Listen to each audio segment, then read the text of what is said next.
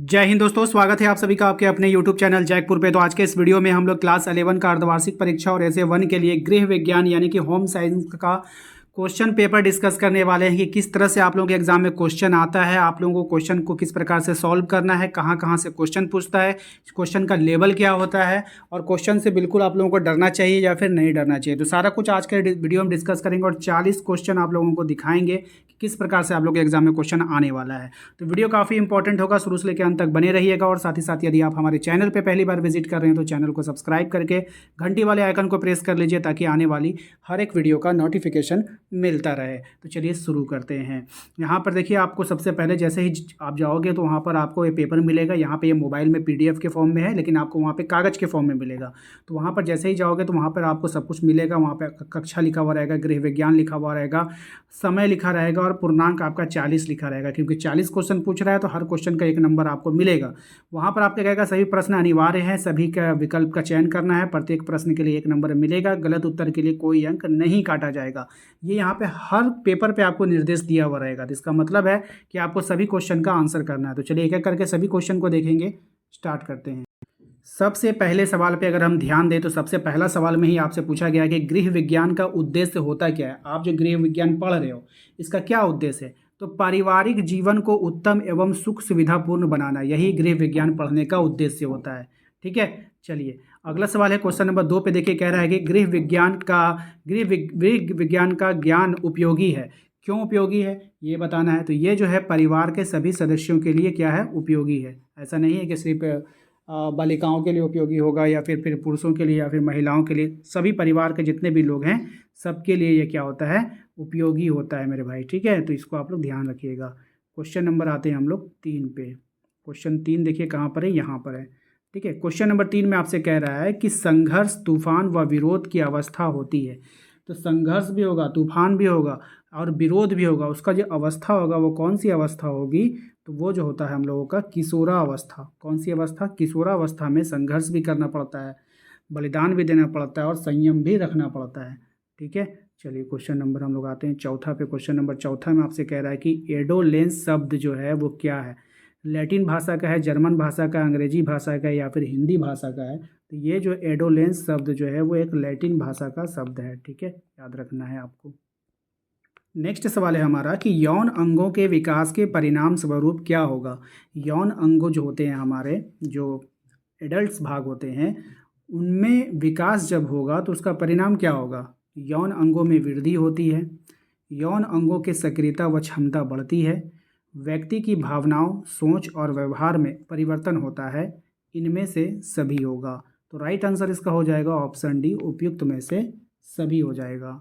ठीक है, यहाँ तक क्लियर है। चलिए हम लोग क्वेश्चन नंबर आएंगे हम लोग 6 पे। क्वेश्चन नंबर 6 में कह रहा है कि प्रारंभिक किशोरावस्था में किशोर हो जाते हैं। क्या हो जाते हैं? अंतर्मुखी, बहिर्मुखी, उभयमुखी या सूर्यमुखी। क्या हो जाते हैं? तो ये हो जाते हैं अंतर्मुखी। ठीक है, क्या हो जाते हैं? अंतर्मुखी हो जाते हैं।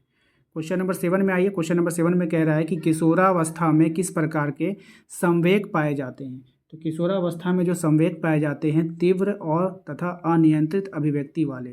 ठीक है, यानी कि कुल मिलाकर जो क्वेश्चन आपसे एग्जाम में आएगा ना वो इसी लेवल का क्वेश्चन आएगा जिसको आप आसानी से कर पा रहे होंगे।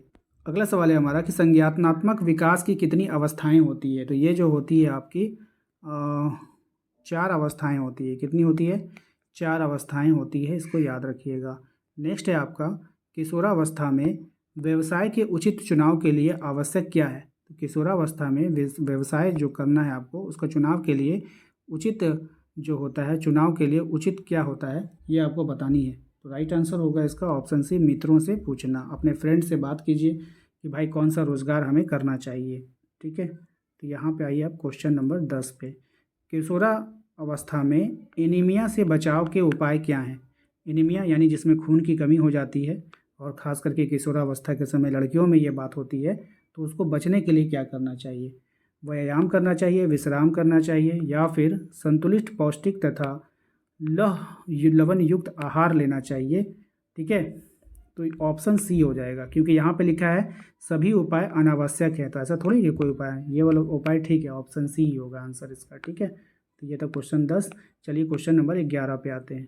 क्वेश्चन नंबर 11 कहाँ है भाई? 11। चलिए क्वेश्चन नंबर 11 में आपसे कह रहा है कि जन्मजात व्यक्ति भिन्नता के लिए प्रमुख रूप से कौन सा कारक जिम्मेदार है। तो ये हो जाएगा आपका ऑप्शन बी, अनुवांशिकता जिम्मेदार होता है इसके लिए। कौन होता है? अनुवांशिकता जिम्मेदार होता है। नेक्स्ट सवाल पे आते हैं आपका क्वेश्चन नंबर 12 पे। कह रहा है आपसे कि व्यक्तिगत भिन्नता का प्रमुख कारण क्या है। तो व्यक्तिगत भिन्नता का जो प्रमुख कारण है अनुवांशिकता तथा पर्यावरण। ठीक है, अनुवांशिकता तथा पर्यावरण। क्वेश्चन नंबर 13 है आपका कि किशोर के विकास में महत्वपूर्ण योगदान होता है। तो किशोर के विकास में जो महत्वपूर्ण योगदान होता है वो होता है साथी समूह का। इसका होता है जो साथी समूह होते हैं उसका महत्वपूर्ण योगदान होता है। नेक्स्ट आते हैं हम लोग किशोरावस्था में।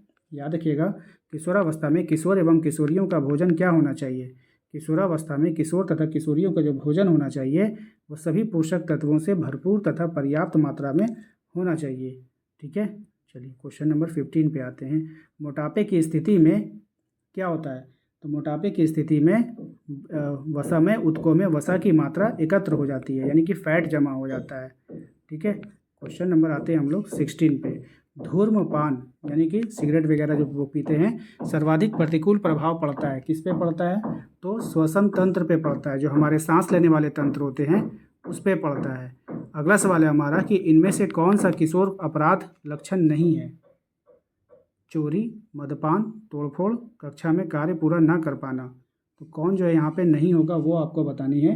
राइट आंसर कक्षा में कार्य पूरा ना कर पाना ये अपराध की श्रेणी में नहीं आता है। चलिए क्वेश्चन नंबर 18 पे आते हैं। क्वेश्चन नंबर 18 में कह रहा है आपसे जनसंख्या शिक्षा का प्रमुख रूप से किस संबंध है।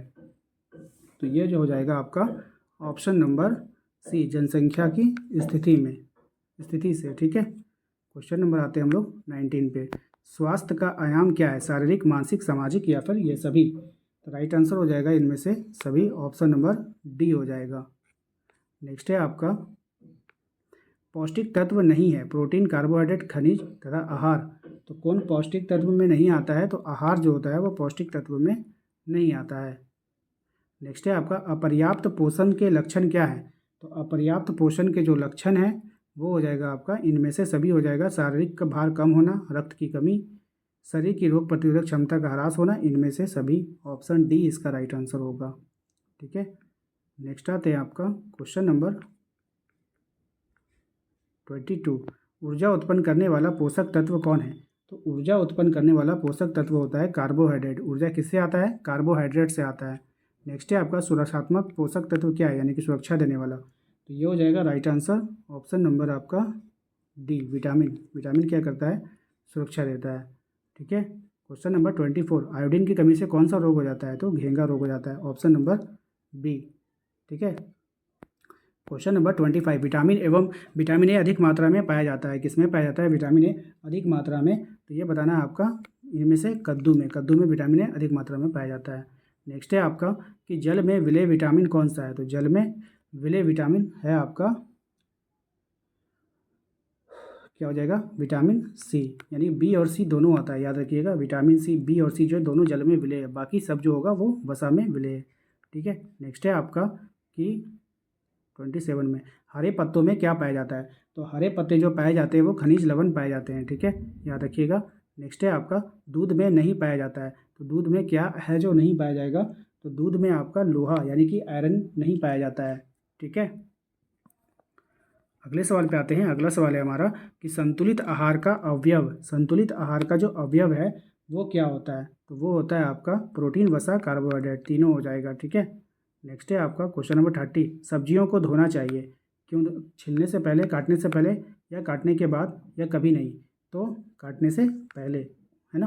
कब धोना चाहिए? काटने से भी नहीं, छीलने से पहले। अगर आप सब्जियां छील के खाते हो तो छीलने से पहले हो जाएगा। ठीक है, ऑप्शन ए ही होगा इसका राइट आंसर। ठीक है, जल के माध्यम से पकाया गया भोजन जो होता है गरिष्ठ हो जाता है, सुपाच्य हो जाता है, अपाच्य हो जाता है, स्वादिष्ट हो जाता है। कैसा हो जाता है? तो सुपाच्य हो जाता है, यानी कि पचने में आसान हो जाता है। ठीक है, नेक्स्ट आते हैं आपका 32 में। पारिवारिक साधन क्या है। तो पारिवारिक साधन है आपका भोजन, वस्त्र, मकान, धन संपत्ति, सभी उपकरण।